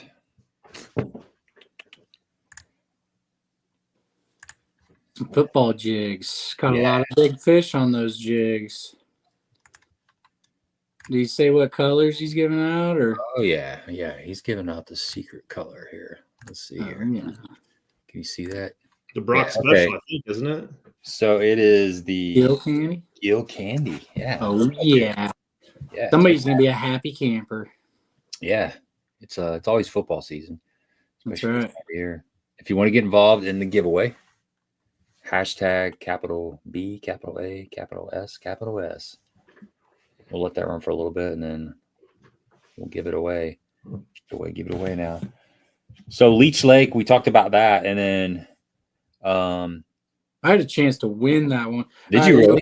A little quick story on that. Sure. So I had a school of smallmouth that stayed shallow on this rock vein, and I couldn't get them to bite a jerkbait or a minnow. And Michael Harlan he cut off the tail of like a Crock Gator bait. I don't even know what it was. It was some kind of beaver bait that had like appendages on it. And we put more like jig skirting on it and made it like a dice bait. And I was like, give me a couple of those. And I lost 2 giant ones at the boat with what Harlan made us. And I knew where he was fishing, so I ran back to him and I'm like, give me more of those. He's like, all right. He's like, it's working. I'm like, just lost 2 big ones on it. So shout out to Harlan for being creative. He's Mr. Creative with his baits, and that worked. It was crazy. I couldn't keep him hooked because I think my hook was too small because I'm dumb. Oh, yeah. We got to learn the hard way. Yeah, but yeah, I had a chance at that one. I felt like. So that lake was the rocks, the boulders and stuff. But did you fish any? Didn't it have like a bunch of rice grass and stuff? Yeah, ton. So I only went into one creek. I mostly focused on the offshore smallmouth and kind of relative. I had a couple of shallow spots, but it was still kind of off the bank. But so Joe Weberg, one of my buddies, he was fishing around Lake Howell, and they were just fishing a big like rice field, which, I mean, the rice field, you get into like the bays or the creeks, whatever they call them there, and there's just rice fields for miles. I went into one in the last day of practice. I think it was called Steamboat Bay or something. And I went in there, I'm like, holy smokes. It's just like, it was like overwhelming, like Okeechobee with the reeds, but it was just rice grass everywhere. There was like hard edges of it, but it was still just a ton of it. But So they what caught, kind of bottom I think they frogged them out of that. Frog and a swim jig, I think. is there like, does it grow in a certain, like a soft bottom, hard bottom typically, or is it random? I don't know. I would say all those bays are just sand. I Yeah. mean, for the most part. Because you had like a little bit of submerged grass. There was some like weird grass growing around that rice grass, but it sounded like they were throwing in the rice grass and like the holes of the rice grass to get those largemouth. Yeah, that's what I always wonder. It's like there's always a little trick to that kind of stuff. You know, a lot of Yeah. times it's I think they had one hard creek where it was really happening. So what about Champlain? That was next after That was a full blown live scope event. I mean, full blown. that was the EQ, right? That was the first EQ. Yeah, Right. that was whenever. I've had an up and down relationship with Champlain just because it's super live scopey, and I feel like, I mean, I'm decent at it, but I'm not the best at it. Whenever they're just out there roaming, but I figured out like you can call them ledges or roll offs, the points. I finally got dialed into that, and if shad pulled up to like the drop off or something, those bass would come up off the ledge and start schooling on them, and that's when you could get right in a hurry, like catch two good ones. If the shad pulled up there and they came up, it was like automatic. You could catch one. So And then there were just like herds of them too. Like there would be herds of like 30 of them, even without the shad, just kind of waiting for the shad too. Those were a little harder to get to bite, but they would bite here and there. You just had to force feed them kind of. Huh. But that was full blown live scope. Okay. I watched Emil catch like 3 giant ones, like literally right in front of me. Huh. He smoked them in that. That was, if you didn't have 20 pounds, you weren't even close. Like 18 pounds, yeah, see you later. You're in like 80th place. It was nuts. Yeah, that's amazing how important like a fish that weighs a quarter pound or a half pound heavier is. Yeah. There's just so many of the same fish in that lake. It's wild.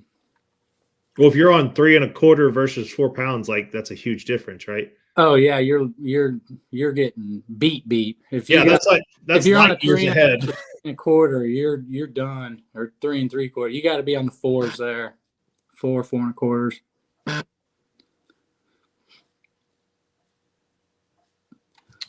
Fishing junkie. Yeah, we're all fishing junkies. He's got a pop-R. Oh yeah. Chug bug. Yeah.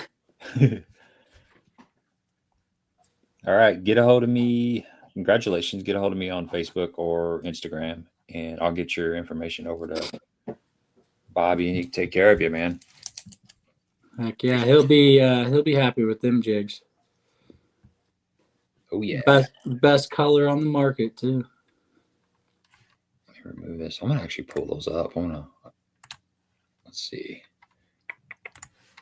Let's share. I always love ocean fishing page. randomly.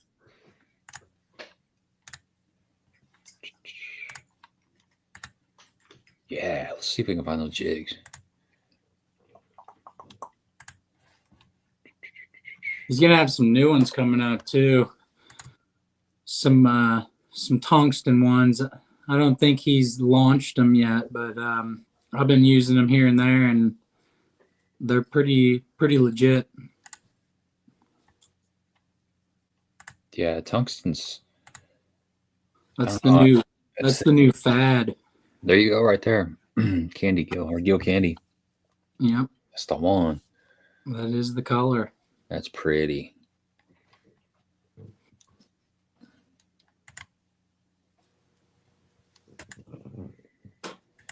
I like that variegated, the striped skirts. That's a good one.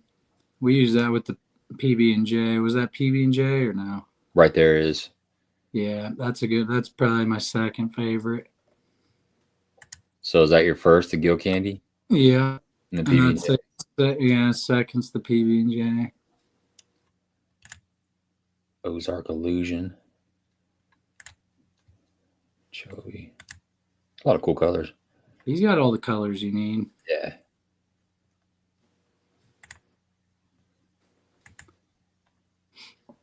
So what's some of your go-to trailers for throwing these jigs? If I'm going like big profile giant, Mm-hmm. I usually use the Reaction Innovation. I think it's a Spicy Beaver. Okay. And then I really like the Power Bait Chigger Crawl as well. I would say those are my two go-tos. Those are some big profiles. They are. I cut down the chunk though. Like I'll use the smaller chunk sometimes. They make like a mini version and then a bigger one. But I'll use both those. And then if I get smaller than that, I'll use like the Zoom. What's it called? The Speed Crawl, and then they have something else, something junior. Oh, the Z Crawl, maybe? I think it is the Z Crawl Junior. That one's more like a super slim bait. Yeah, it's got the ridges on it. Yep. I use that one as a chatterbait trailer a lot. Yeah. That one works really well for that. Yeah. What's the coldest water you'll throw a buzzbait in? Man, I've heard from multiple people like even 42-degree water you can get bit on that sucker. Oh, wow. That might be what it is by this weekend. Around here. Like on Truman, I've heard like low 40s still getting bit on that thing. So that'd be in the spring probably then, right? No, this was in like December. Yeah. Wow. Okay. Yeah. But I would say majority, I mean, start at 60 degrees and work it to 50. Yeah. Would be my confident. Like right now, it's 55 out there right now. It's like prime time. Yeah, it's going to drop a little bit, I think. Yeah. It's a cold rain. And how is it? Potential for some wintry weather. Yeah, I know. I'm not excited about it. The deer hunter in me is excited about that. Yeah. I don't think it's going to change overnight, though, under the water. Yeah. No. It should, though. I mean, the gizzard shad are starting to shark on the bank more. So you got more gizzards running to the bank. The bass just need to figure out that they're up there. That's what we're lacking. A lot of guys are still catching them a little deeper on a jig and stuff out here. How's the crappie fishing right now, Truman? You fishing? I think it's pretty dang good. Yeah. I went out into one creek today, and like the middle to the back of a creek, they're stacked on like the trees that have just a couple big branches on them. They're pretty stacked. And you drop a jig down there, and they react instantly. So I'd say it's pretty good in some creeks. Hey, here you go. Motion Fishing's having a Black Friday sale happening now on the site. 25% off and 10% off bulk packs. So just because you didn't win the jig giveaway, you can go to Motion Fishing and get 25% off. That's a deep discount, man. There's a lot of good stuff out there, right? Like this is one of the best times of the year to like restock all stuff. You know, stuff that you broke off throughout the summertime. It's a good time to jump on there and restock. Yeah. So yeah, go check out Motion Fishing and get you some jigs. And I was looking at soft plastics. There's some pretty cool looking soft plastics on there too. Yeah, he's got the Destroyer, and he's got some cool little baits. Yeah, that big spinner bait. After talking to Fitzpatrick like 2 weeks ago, I'm fired up about the 1 ounce spinner bait again. Oh, he had me throwing it out there at Ozarks. I had the big thumper on there. I'm like, I'm going to try to Roger one up. It's hard to duplicate somebody else's pattern now. That's true, man. You got to be committed to it. Yeah. Got to hold your mouth just right. He is the man. What's up, Dale? We got to go visit Dale down there at Bull Shows. Bulls. Never been down there. Oh, Yeah. I know. I'm missing out. He's a minnow shaker, but he's shaking them out there in like 80 feet of water. Oh, I'm sure. You have to be down there. Yeah. Those little ones, too. It's weird. What did we catch those bass in? Like 85, 86 foot of water? Yeah. I know a lot of sometimes we were like over 110, 112 feet of water, and they're suspended down there in like 60 to 80, something like that. Yeah. That's crazy. Yeah. I never thought I would catch a bass, below 80 feet. Never thought I'd catch a bass below 50. Right. But No, yeah, same. Yeah, I get past 40 and I get scared. I'm like, nah, I ain't doing this. yeah, I had a weighted jerk bait and I threw it out and I'm jerking it and I'm like, and you waited. And that ain't it. That ain't it. You can't just jerk bait at 80 feet. I mean, I guess you could, but well, no. So here you go. They're already gone. By the time it even thinks about getting down to 15 feet, they're you don't even see them on the screen anymore. They're gone. What the crazy part about that is you can fish out of the back of the boat and still see your jig on the front looker. Yeah. Because the transducer angle is so far, it's underneath the back of the boat. Right. Like 25 feet beyond the back of the boat. Oh, yeah. Dale's a straight up freaking sniper, dude. He'll just flip his jig off the side of the boat, like kind of midway or behind the boat. Next thing you know, he's loading up. He's got that dialed in. Yeah, we're gonna go red fishing. Yeah, the Arkansas redfish. Dude, we got on this school drum, Brock. Last winter. We were out in about 60 feet of water, and there's this tree. I could be off, could be 80 feet of water, but there's this tree, a couple treetops coming up off the bottom, and the tops of them was like, I want to say like 40 feet maybe. And there were like the mother. There was probably 100 drum that you could see at like one point just looking down. It was insane. And we were just dropping on them and just kind of, it got to where we were, you try to pick one of them out and see if you could drop your jig right on top of that. It's like crappie fishing, except that's good practice, though. That's good practice. The crappie are like 20 and 30 pounds, is like Magnum. It was fun. It was fun at first, but then it's like all you want to do is kind of catch them hand and the then rod off hand to it your to somebody buddy. else to reel them in. Yeah, your forearms are on fire. We were tripled up like a bunch of times, but man, it was fun. There was like an hour worth of just laughing and giggling like schoolgirls. Yeah, it was a blast. But I was done with it. After you do it, I'm like, okay, let's go do something else, because they will actually wear you out. The drum. Trent says you like catching them. Oh yeah, I love catching drum. Trent knows me and him can catch drum on the old worms, the old bottom bouncers. Yeah, we need to get you on a PB stripe. A PB stripe. I think he had a 36 that day. I thought I was doing good. Mine weighed like 18 or 22, and then Dell rips in like a 36 pounder. Whew. He had a giant the other day that he posted on social. Yeah, there's some monsters swimming around that lake. Was that on? Well, were you on Norfolk or were you on Bull? That was on Bull. Okay. Yeah, on that little 3-inch like tater shad bait, like on a 3/8 ounce head. You gotta have like a little bitty bait on a heavy head to get it down there, because they're just moving around so fast. But not too heavy, right? Like, no, not a 1/2 ounce. It gotta be a 3/8, because you couldn't throw a half because it'd get down there too fast. Yeah, you couldn't work it properly or something. Yeah, I don't know. That's just what Dell knows what he's doing. So I just told Dell, tell me what to throw and I'll throw it. Right. Listen to the man. He's caught a couple fish down there. So Wheeler, talk a little bit about Wheeler Lake. Is that a lake you've been to before, or how'd you practice?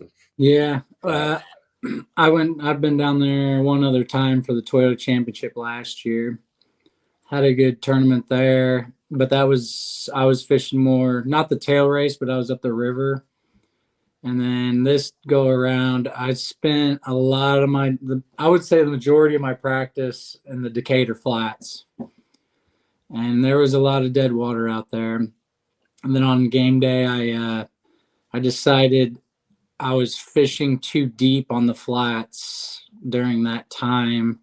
So I moved up shallower, and then that's where I found them up shallower on those bars rather than on the deeper bars. You could catch one here and there on the deeper bars, but it was more consistent on the shallower stuff just because they were chasing shad around a lot. Like I seen a group of like 30 bass. I caught one 4-pounder, and there was like 30 of them underneath it up on a shallow bar chasing shad. And they'd blow up like again, Laker Howell, like he had a bar that was small enough to where like he could cover it in one cast. But if you got out there on those bigger bars, it was more random. Like you didn't know exactly when they were going to surface or where. So you kind of just had to like spot lock and wait for them to show themselves before you could like go over there. And even whenever you did go over there and catch one, that school was moving so fast. You just kind of had to get in the rotation of where they actually were going, and they would come through there every hour or two. You kind of had to just milk it and wait for them. That was pretty wild. Yeah, that's why I went up to Elk River just to catch a limit, because I knew it was going to be tough on the flats. So I went up and got a limit of like 7 pounds just to get the confidence up, and then went back to the flats and milked it for the last 3 hours waiting for them. Yeah, with a spook and a drop shot is what I used. Yeah, I caught him pretty good on a drop shot, believe it or not. Just real slow, just letting it sit there, kind of dead sticking it. Yeah, Stephanie says one thing that sucks about being a female that fishes, you can't just go with anyone. Guys want to fish by themselves or other guys. Steph, get a hold of me. I'll take you on the boat. You may not catch anything. I've been sucking lately. It's been like, it's been. I can go out there and catch nothing. Yeah, exactly. At least you're out there having fun. Mm-hmm. We're on a boat at least. Yeah, I've been working on my casting a lot lately. Yeah, I did that today. I practiced my glide baiting. That's kind of what I did the other day. I was throwing that 8-inch, the Buka brand 8-inch trick shad. I got some of those, and I've thrown the 6-inch, but I was like, I'm gonna tie the 8-inch and take it out there and see what it looks like. And I just kept throwing it around. I just got this sucker from Clutch. I threw it around today. I got that in bone, but I think it's Baby Boss. The Baby Boss. I like the way it looks. Yeah, it looks pretty good in the water. It's like just a little slow sink. Like you can count it down, or you can just start reeling it, and it kind of digs a little bit. At least gets down there and doesn't want to come up on you. Can you put a tungsten ball in the middle of that one like you can the Boss? You probably. I mean, like drill a hole. You mean? No, like I think I know the Boss. Pull that pin out. I think you can drop a tungsten. Yeah, you can put like a weight on the inside of it. Maybe not on that one, but on the bigger one you can. Yeah, I think this one might be a little too thin. Okay. I think this is more like wire around the hook type deal if you want it to sink. Quote me if I'm wrong, Josh. Yeah. Or put like one of those strips of lead on the whole bottom of it. Maybe it would work. Yeah, I need to weight a few of mine. I've got one of them weighted pretty good, but it still falls. I guess you don't want it to fall too fast. You don't want to screw up the action, but it's like, right, when you're scoping and the fish are moving around and they won't hit a minnow. But if you're working it slow, you don't want it sinking too fast. If you're working it fast, it shouldn't matter. Right. But slow, I mean, you don't want it sinking on your paws. Yeah, I got to throw more. That's not natural. They'll look at it and be like, nope. No, it's a big piece of plastic that looks like a minnow. At least they come out and look at it. That's the fun part. I can get them to look at it, man, for sure. I was watching them. I was actually fishing that thing kind of shallow, like, I don't know, like 6 foot. And I was seeing it was drawing fish out of the grass, and they were coming up and just kind of following it and looking at it, which it's funny because I came through there throwing a chatterbait, and I was getting some looks, but you could tell this was different. Like they were they were interested in that. They're like, what? Yeah. What is It that? kind of gives them time to come up and look at it. Yeah, they never did bite it, but they were. I was definitely pulling some fish out of the grass. It was kind of cool.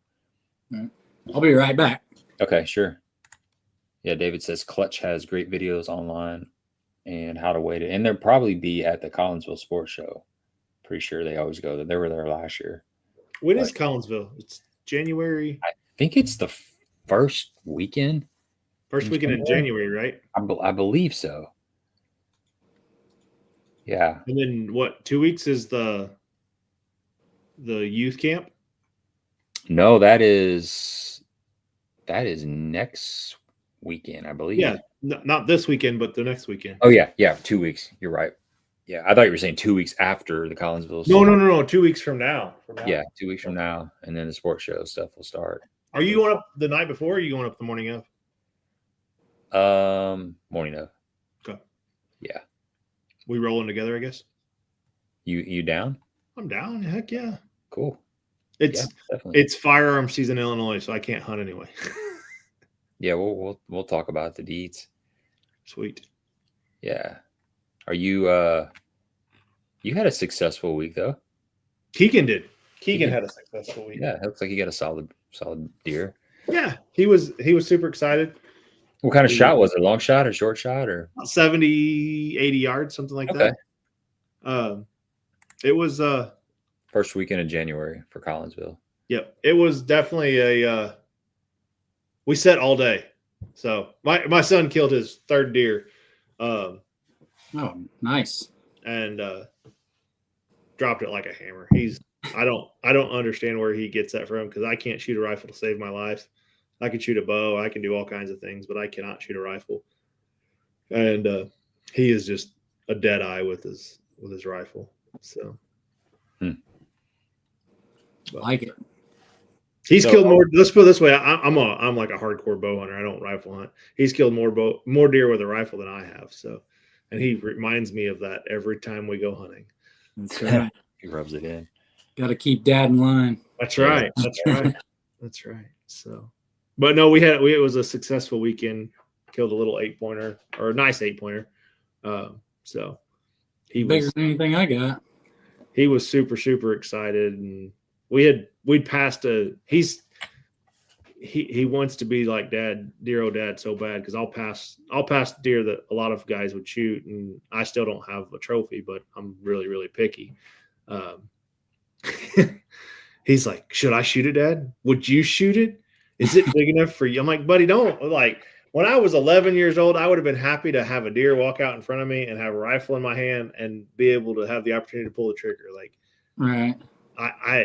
If you want to, whatever makes you happy, bud, it doesn't matter to me. So I was proud of him. He passed a couple young deer. And then this one, I watched this deer the previous Sunday bow hunting the entire day. He was in and out of the woods all day long. So I had a little bit of knowledge about the deer when he walked out, kind of knew who it was. And he made perfect shot, went 4 or 5 yards and fell over dead. So done. I mean, that's cool. That's what I want as a colorblind deer hunter. I can't see blood, so I want them to fall in sight. Right. Proud dad moment. Oh, bud, like, so he killed his first buck last year, and he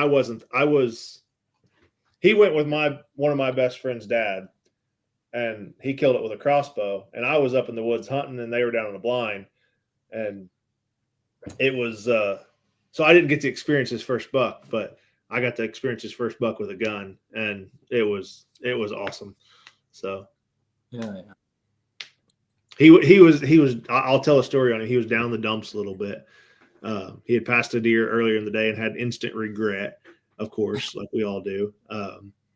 And then we had like 45 minutes left of light, and he goes, Dad, I don't think it's going to happen tonight. And I said, it's fine if it doesn't, bud. Like, we get to go hunting tomorrow then. Like, I'm okay with that. Any day that I get to spend in the woods with you is a lot of fun. And I said, but just remember, it only takes 3 seconds for this to happen. And I said, speak of that. And I looked down, and here comes a buck coming up out of the bottom. Like immediately when I said 3 seconds, he came up out of the bottom, worked out in the middle of the field, and he made that. He got his binoculars out and made sure that that was the deer that he wanted to harvest. And Nice. it was all she wrote. JB, would you know if you shot? Well, I know deer. Yeah, I would know. I would know if I shot one. Because it would fall. Yeah. Yeah. I don't know what color it is, but it fell. That color, like, yeah.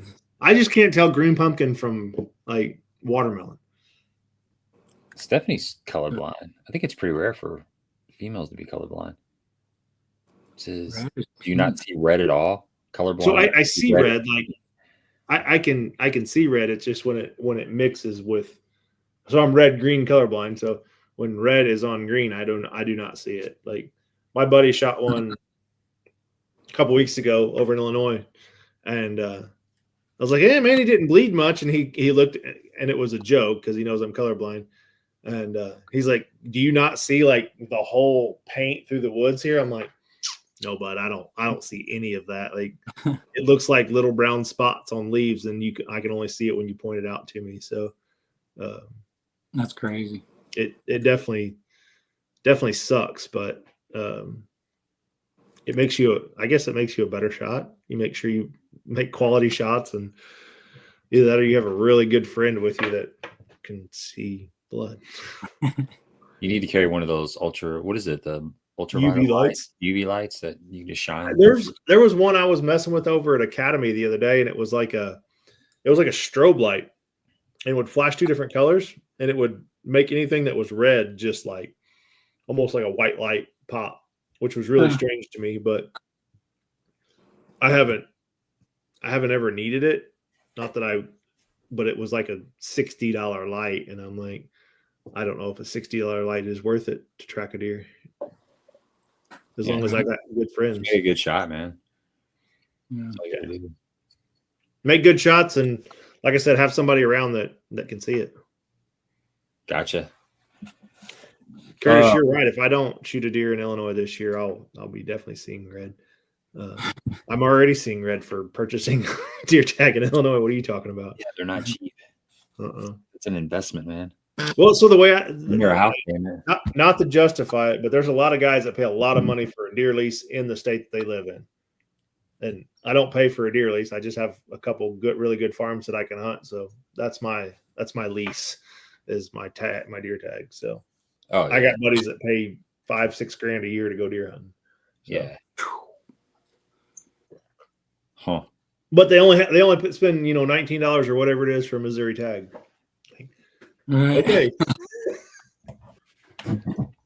It's no different than going on a really good guide trip every year. So right.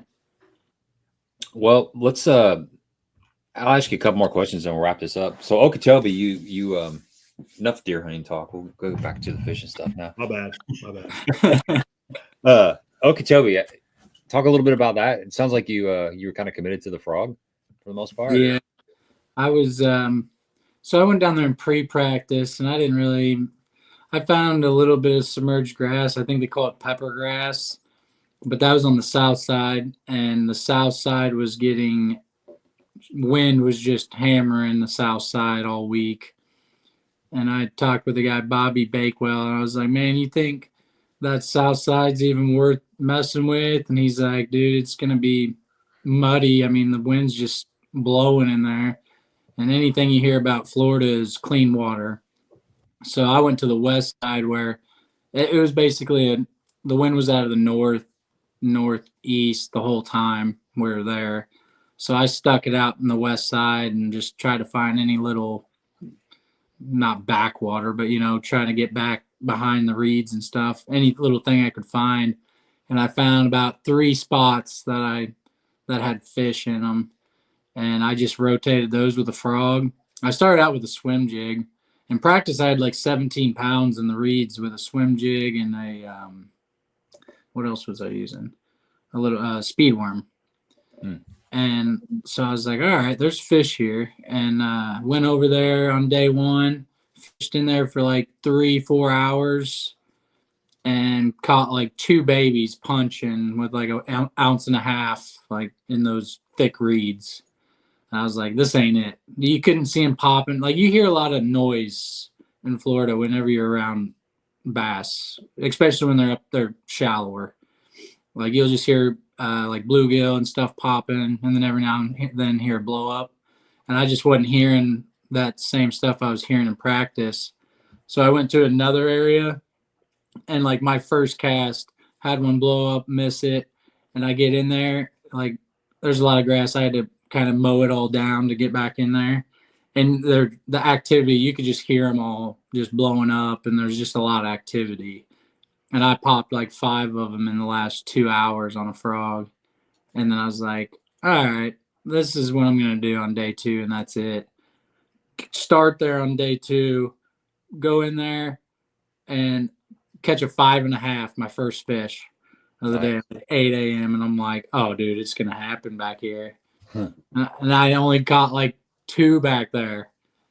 And then I went to another spot, caught another 2 little guys, and then I was just bought in on the frog the whole time and just kept kind of bouncing back and forth between my 3 areas, and it just never really had. I mean, I had the blow-ups, but they just weren't committing. Like, they would wake on it and then they would jump over it. It was weird. It was just a weird day for the frog. I regret not throwing Senko, just a weightless Senko. Like, if something blew up, just throw a weightless Senko around for like 20 yards. Just do that. I definitely regret that, because I feel like I would have at least caught, another keeper to keep me in it. Mm-hmm. But instead, I come in with 4 and then have a nail biter and driving home thinking I lost. If I would have had another fish, just a pound, a 12-incher, they would have been, I'm in for sure, like no doubt about it. But no, I had to come in with 4 and just. Like, the guy on the day 3, the guy in second couldn't win, and the guy in 9th couldn't move up. That's how stressful it was for me on the last day. But if I would have just caught a 12-inch bass, I wouldn't have had to worry about any of that. Yeah, it's a lot easier to catch 12-inch bass. Oh, dude, I was beating myself up the whole car ride home. Were you listening to the live on the way home? Oh no. So how'd you find out that you made it? I waited till the very end, till it was like over. And my buddy Joe called me. He's like, dude, you're in. They were already weighed in. They didn't catch them. I'm like, no way. And then I finally looked, and there was like 2 guys left to weigh in. I'm like, holy smokes, we did it. That's awesome, dude. But the whole time I'm thinking of like flashbacks of blow-ups, and then just thinking of a 12-inch bass. Even Brad, he pointed, there was actually like a 12-inch bass mounted at Roland Martin's marina there. And he pointed at it like right after practice on our day off and said, that's what you're going to catch. And I'm like, I kept thinking of that. I'm like, that's all I needed. That's funny, man. It's crazy. Oh. I was just stubborn. I was thinking, win it big or go home, Yeah. And I mean, you could catch 12-inch bass on a frog too, Oh yeah, I did. I think it was more likely. Yeah. But when they're not getting it on a day, it's like you got to know to give it up. But I wasn't giving it up. I was like, if I catch 2 big ones, I'm right there. Like, you already got 10 pounds with 2 big ones. It's just one bite rather than catching a bunch of rats. That was my thought. How far down the road were you when you figured it out, or you found out that you had qualified? Were you? I was probably in Tennessee. I drove to, I was in like Mississippi. Yeah, I had to have been in like Tennessee. I was good 16 hours, probably 14 hours away. Because I left that night and drove till like 2 a.m. and stayed at a hotel. My buddy just happened to be buying a boat down there. So he was driving back at the same time. He's like, hey, I got a hotel in such and such city. And I was like, I'll pull over and stay with you. So you had to suffer that whole time, huh? Oh, it was brutal, man. I don't wish that on anybody. Ugh. It was brutal. I'm like, I'm not even watching it. I ain't looking at it because you know how that goes. You're just looking at it and refreshing it constantly. I'm like, I'm just going till 5 p.m. and then I'm just gonna look. Yeah. A lot of thoughts, a lot of time to think, for sure. Yeah. So if you look at the picture of all the qualifiers holding the medal, there's 9 of them. Yeah. You're the 10th one. I feel pretty You're bad. 16 hours away from that picture, or probably I feel- 18 hours away. Yeah, I felt pretty bad actually. I'm like, yeah, you're an idiot. But man, I really didn't think. I mean, even walking off the stage, I'm like, Hank's like, yeah, you might make it. I'm like, no way. I'm like, Yeah, they say that to everybody. these guys catch them. Yeah, exactly. Like in the weigh-ins, not even half over. It's like, no, get out of here. Yeah. So that's crazy, man. I was, yeah, like I told you. I mean, I was watching the whole deal, and I didn't know what you knew about this guy couldn't move up from second. This guy, ninth place. I didn't know any of that, but I just saw my buddies made sure to remind me results. of all that. I said my buddies made sure to remind me of all that. Like, geez. Yeah, I saw after day 2, I was like, dang, that sucks. Cause I was pulling for you. I was pulling for Brad and, anybody that I kind of halfway have talked to or know a little bit. Of course I'm pulling for them. And I was bummed after that. I was literally bummed. And then watching the day 3 and they said number 10 qualifier was you. I was like, what? It's just a total shocker because I had totally written that out of my head. Right. I was super surprised. I did too. I did too. Yeah. But it was that was a tough event. I would say that was the hardest event out of all of them. That lake was fishing tough, man. Like super tough. I would have thought that would have been the most fun one, but it was definitely the hardest one. Well, what were some of like the entire season?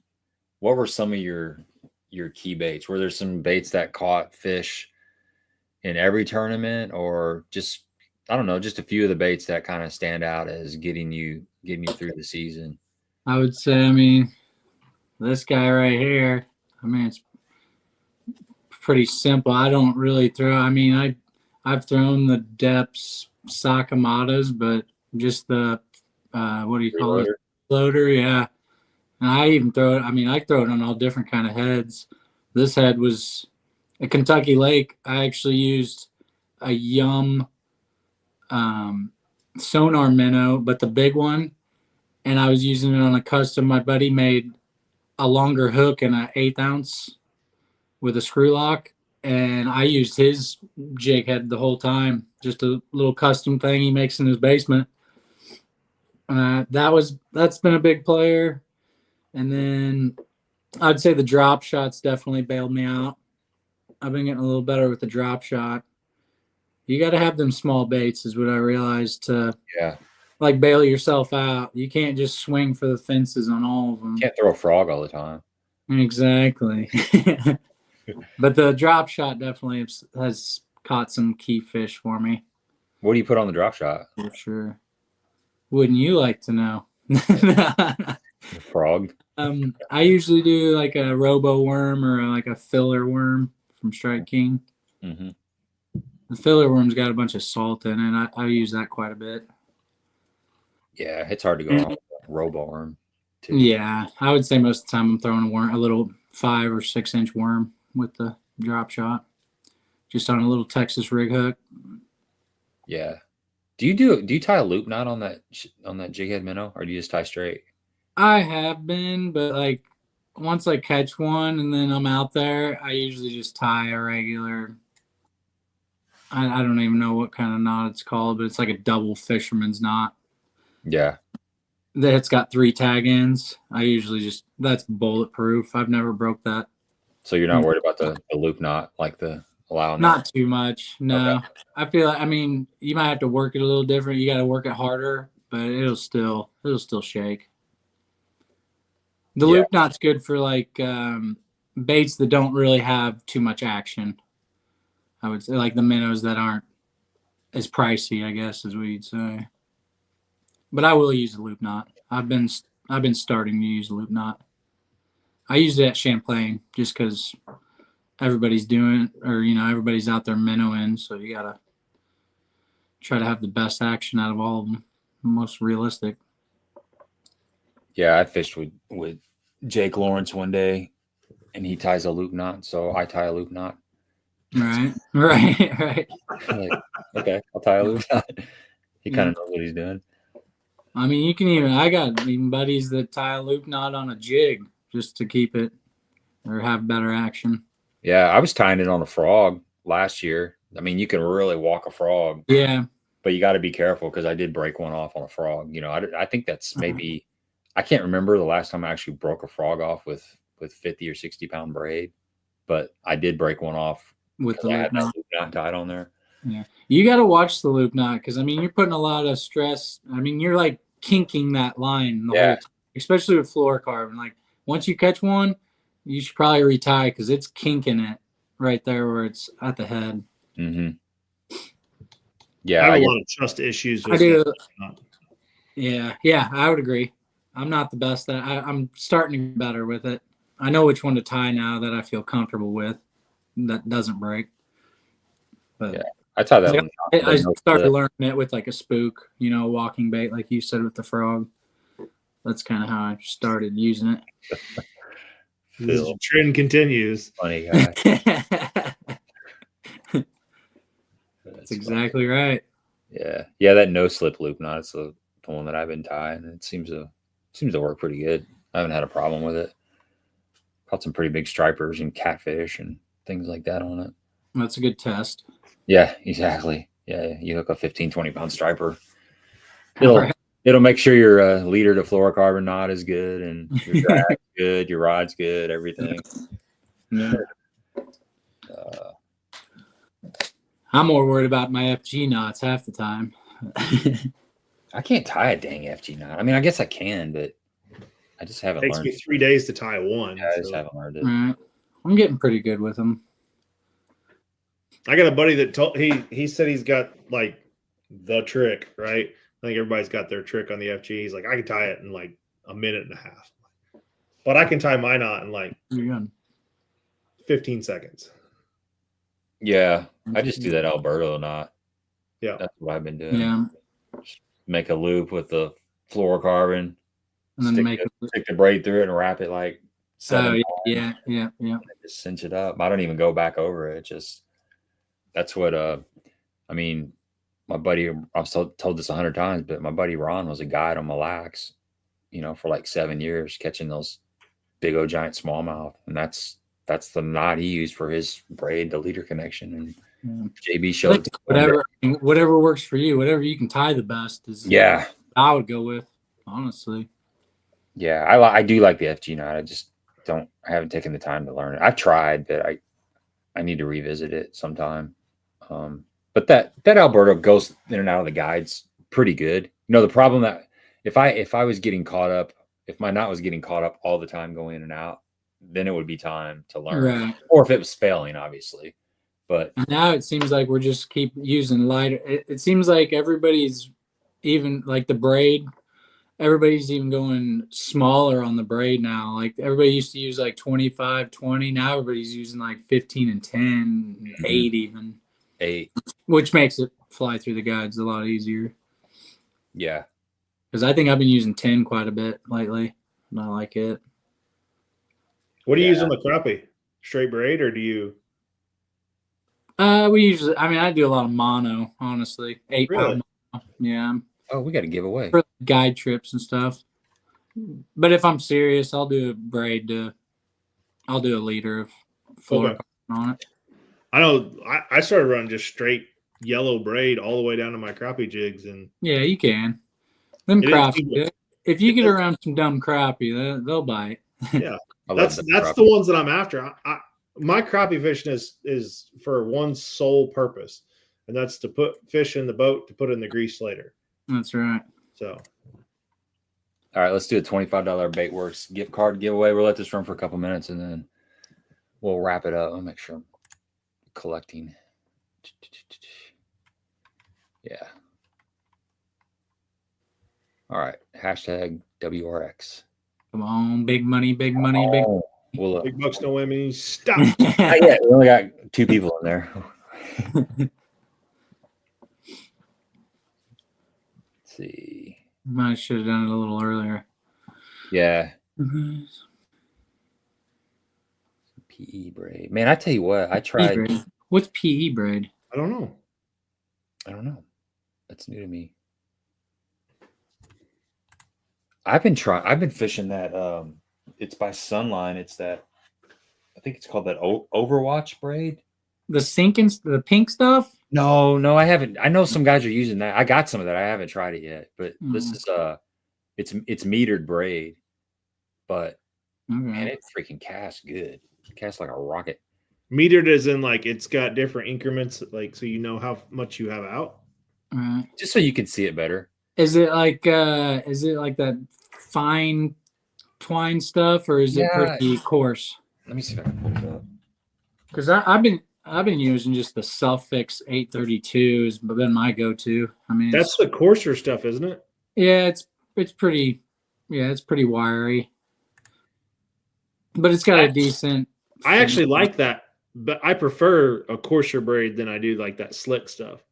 Yeah,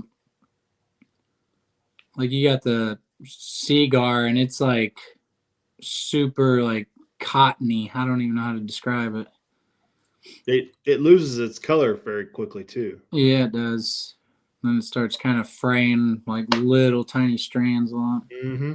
It's soft though. I like how soft it is, but I'm like in between the soft and like the really cool stuff. What I found, like this is like the old school 65 pound, like throwing it on like I used to throw a spook on like 30 and 40.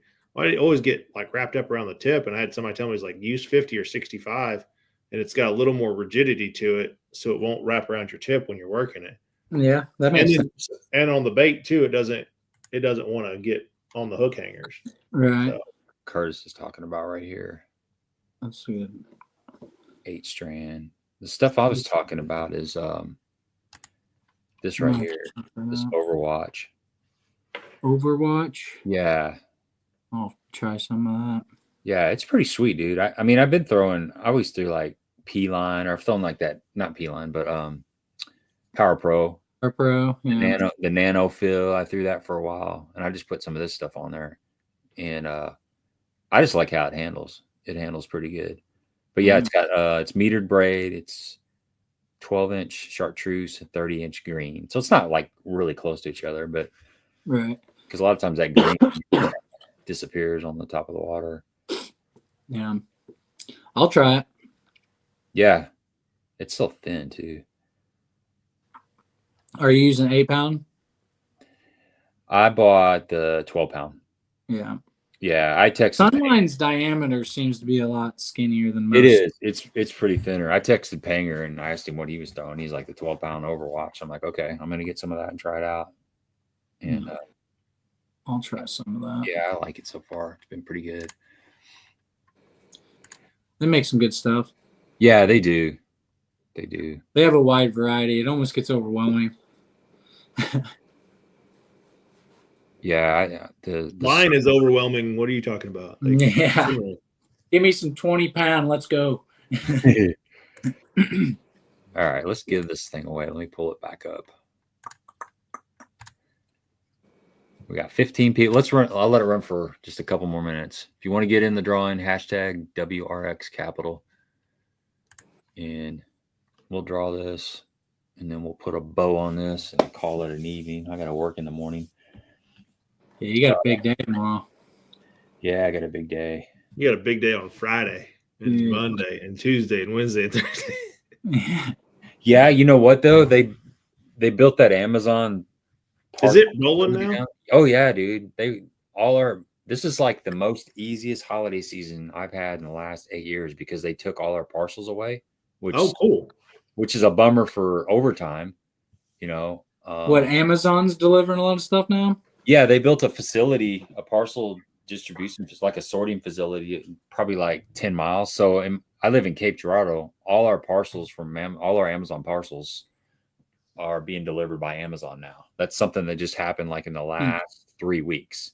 They're coming for your job, dude. Taking my stuff, man. They're taking my money away from my family and my kids. I'm gonna have to move out, get an apartment and stuff, sell my Phoenix, and you're gonna have to call Bezos and say, "Hey, I need a job."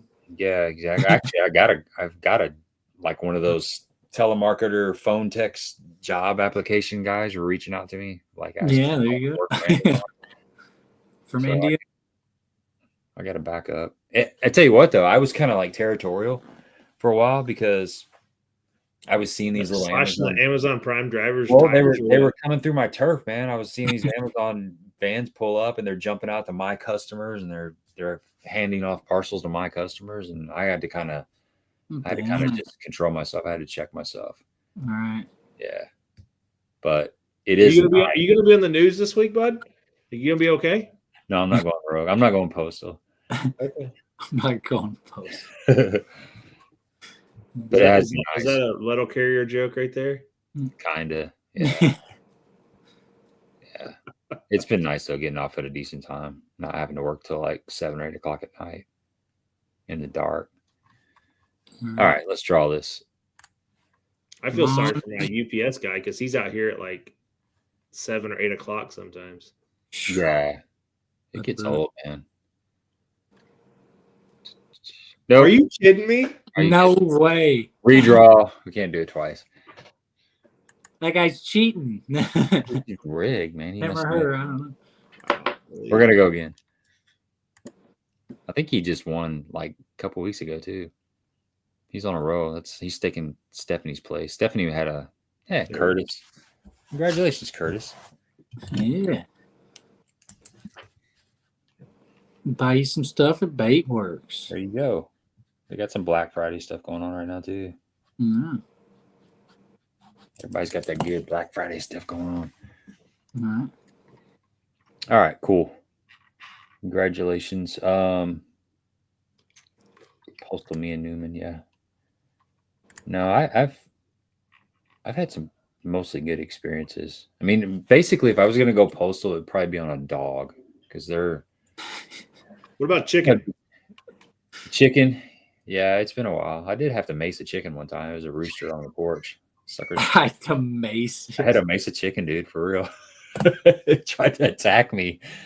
It came off the porch and like ran me back to my mill truck. And I had to turn. I kind of like did the sideways fire behind me deal with the mace. Man. I'd like to see that on a ring camera. Yeah. He's scared of my chicken. Pre-ring camera. No, he spiced his chicken is all he did. Spicy chicken, Cajun chicken. That red sauce on him. Yeah, you can't trust a can of mace either because, you know, some of them are like, you may go a couple years without using it. And they encourage us to every year to throw the old one away and get a new one. Well, if you forget, you don't realize that the aerosol has dissipated out of it until you actually need it. And then you spray it, like, it's just like this little dribble and it runs down your hand. I'm in trouble because the dog's coming at you hard. And then you got to calibrate for the wind too. You got a 20-mile-an-hour wind. You got to kind of go up and you got to get the right angle to hit the dog in the eyeball. So it's not. How many dogs have you maced, bud? A few. It's been a while, but I've maced a few dogs. I've kicked a few. Do you guys have like a practice session where you go out in the back of the? Yeah, you get your favorite buddy and you just hammer him in the eyes when he's not looking. Sign me up. It's gonna hurt me more than I hurt you. Yeah. No, it's right now I know where all the dogs are on my route, so I don't have an issue. Like if there's a dog out and I feel like it's going to be an issue, a safety issue, I just don't deliver. You know, I don't deliver parcels to the house. They just get it the next day. It's just the way it is. Yeah, cool. Well, let's wrap this up. Brock, thanks for jumping on here. Appreciated the conversation. And thanks for having me. Yeah, super excited for you. I'll definitely be following you all next year. And As soon as you win one, we'll have you back on here to talk about the win. I like that. I like that. Yeah. And then we'll talk about how it was fishing your first classic, that kind of stuff, angler of the year. Yeah. Gotta think big. So any closing thoughts or comments before we wrap her up? No, I just follow along, see what can happen. I appreciate you guys for having me on. All this exposure is good for the brand. Yeah, it never hurts. So Brock Reinkemeyer on Facebook and Instagram. Is that your? Yeah, I'm gonna try to start actually posting stuff more often too. So I'll try to do some more. I'll try to do some GoPro footage, like videos for tournaments and stuff. I'll probably just edit them myself, so it ain't gonna be nothing crazy. But I'm definitely gonna try it. Yeah, just little snippets here and there. Yeah, it's I don't know, man. If you got the money, get a camera guy, but yeah, I'll just be trying to do a little here and there, see what I can do. It'll be fun, man. That's that organic stuff is actually, I think that's some of the best. Yeah. Like just be me being dumb. Yeah, just kind of people like that. People like the camera on around the house when you're, yeah, joshing and talking and all that. It'll be good stuff. Yeah, I got some ideas for sure. Just watching other people's stuff, I'm like, I could do some just kind of home video stuff. That would be probably pretty good. Yeah, cool. Well, we will be following along. And everybody out there, thanks for hanging out. Thanks to Bobby for the motion fishing prize pack. That's awesome. He stepped up right here at the last minute. And we do this every Tuesday. If you got time, we'd love to see you back next Tuesday hanging out with us. And happy Thanksgiving, everybody. Be safe if you're traveling. Don't overconsume. Yeah. And, everybody says the turkey, whatever that chemical is in the turkey, is what makes people tired. It's the 5,000 carb calories. Yeah. It's not the dang turkey, man. That's what it is. Yeah. All right, folks. Have a great evening. Till next time. See you guys.